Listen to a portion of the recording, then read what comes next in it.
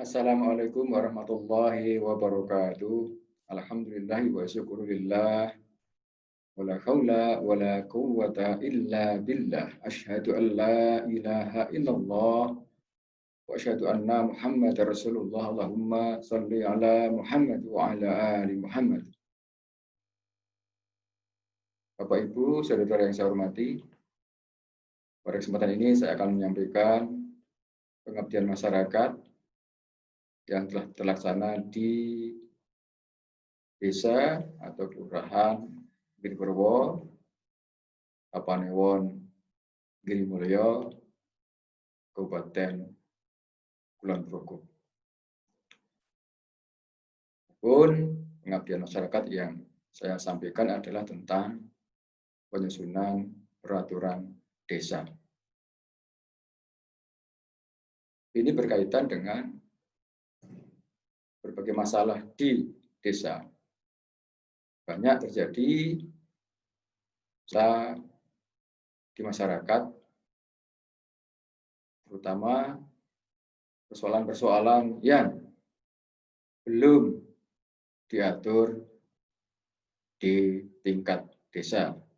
Nah, oleh karena itu, maka pemerintah desa pun perlu membuat peraturan desa untuk meminimalisir,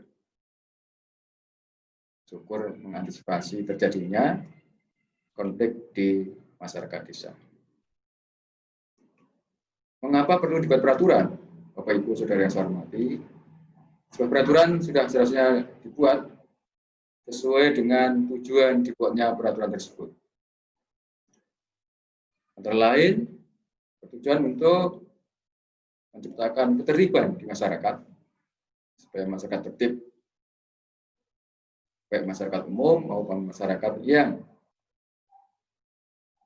terkait dengan berbagai urusan dengan pemerintahan. Kemudian masalah kedamaian, hidup damai di masyarakat, antar warga masyarakat, antar kelompok masyarakat yang satu dengan yang lain supaya damai.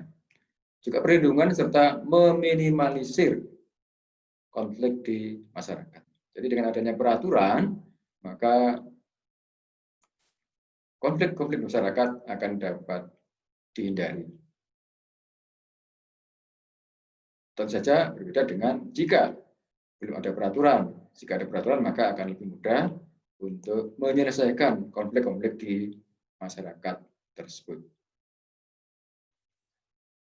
Sebagai warga merasa terlindungi dan nyaman dengan dikeluarkannya suatu peraturan. Salah satu bentuk peraturan perundang-undangan yang perlu mendapat perhatian adalah peraturan desa, yang menjadi aturan tertinggi di desa, yang notabene sebagai wilayah pemerintahan terendah yang langsung berhubungan dengan warga masyarakat. Jadi pemerintah desa itu langsung berhubungan dengan masyarakat. Dan ini adalah pemerintahan yang paling rendah.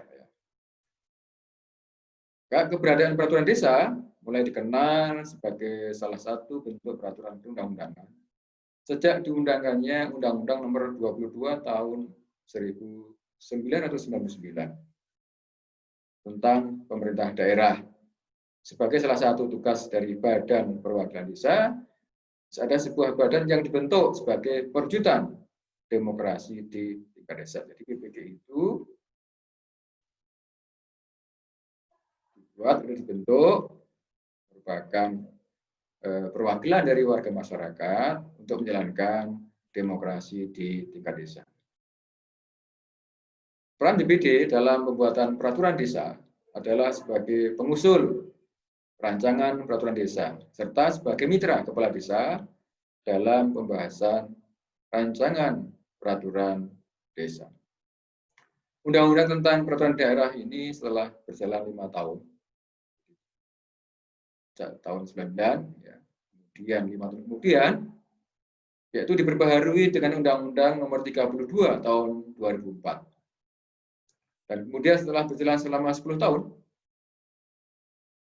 yaitu tahun 2014, telah keluar 2 produk hukum yang sangat penting bagi berjalannya pemerintah di di Indonesia, yaitu dengan keluarnya Undang-Undang Nomor 23 tahun 2014 tentang pemerintah daerah dan Undang-Undang Nomor 6 tahun 2014 tentang desa.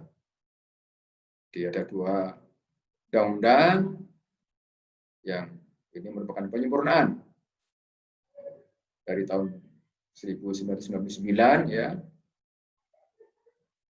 Kemudian penyempurnaan dari Undang-Undang tahun 2004 yang kedua, dan kemudian tahun 14 ini keluar dua undang-undang yang sangat-sangat penting bagi berjalannya demokrasi di tingkat desa. Dengan keluarnya Undang-Undang Nomor 6 tahun 2014 ini, maka keberadaan desa sebagai suatu satuan pemerintahan sangat kuat karena mengatur tentang kewenangan desa untuk mengatur sebagai berikut. Satu, kewenangan hak asal-usul desa. Jadi desa berhak mengatur tentang asal-usulnya. Misalnya ada desa adat, desa dulu dari apa jadinya gitu ya, maka desalah yang berhak untuk mengatur. Yang kedua adalah kewenangan lokal berskala desa, di mana desa mempunyai kewenangan penuh untuk mengatur dan mengurus desanya. Ini otonomi desa ya. Jadi desa diwenang untuk mengatur segala hal yang berkaitan dengan kewenangan di desa tersebut. Ketiga, kewenangan yang ditugaskan oleh pemerintah pusat maupun pemerintah provinsi dan pemerintah daerah, kabupaten atau kota. Kewenangan lain yang ditugaskan oleh pemerintah provinsi dan pemerintah daerah, kabupaten, kota sesuai dengan ketentuan peraturan perundang-undangan, tentu saja yang berlaku. Ini sangat penting di desa, di samping ya tadi mengatur hal-hal yang menjadi kewenangan, juga menjalankan fungsi pemerintahan dari pemerintahan di atasnya, yaitu pemerintah kabupaten, kota, pemerintah provinsi, dan pemerintah pusat. Juga memberikan kewenangan kepada desa ya, untuk menjalankan pemerintahan. Dalam Undang-Undang Nomor 6 tahun 2014 ini ditentukan bahwa desa memiliki kewenangan yang sangat luas dan otonom untuk mengatur segala seluk-beluk tentang desa. Untuk dapat melaksanakan undang-undang desa tersebut, pemerintah telah mengeluarkan peraturan pemerintah atau PP Nomor 43 tahun 2014 tentang peraturan pelaksanaan Undang-Undang Nomor 6 tahun 2014 tentang desa. Dalam pelaksanaan pada tataran desa ternyata mengalami banyak masalah.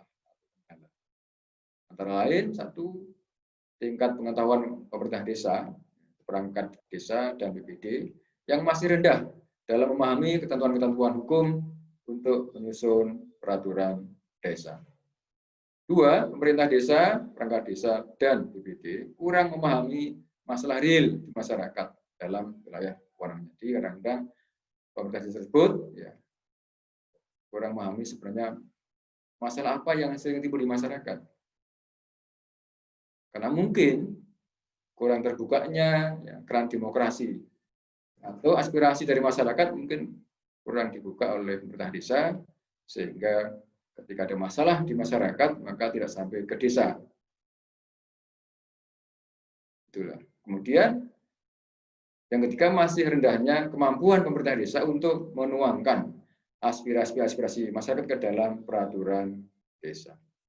Jadi juga karena masyarakat tidak memahami bagaimana cara ya, supaya aspirasi ini bisa masuk, ya, bisa dituangkan dalam peraturan desa. Kurang memahami sehingga kadang-kadang keinginan masyarakat menjadi tidak tersampaikan. Kemudian masih rendahnya kemampuan legal ring. Ini adalah hal yang terjadi di masyarakat sehingga kami perlu membuat pengabdian masyarakat untuk memberikan pemahaman kepada masyarakat, dan tentu saja tujuan akhirnya adalah untuk berjalannya demokrasi di tingkat desa. Demikian pengabdian ini kami sampaikan, mudah-mudahan bermanfaat bagi semuanya. Terima kasih. Assalamualaikum warahmatullahi wabarakatuh.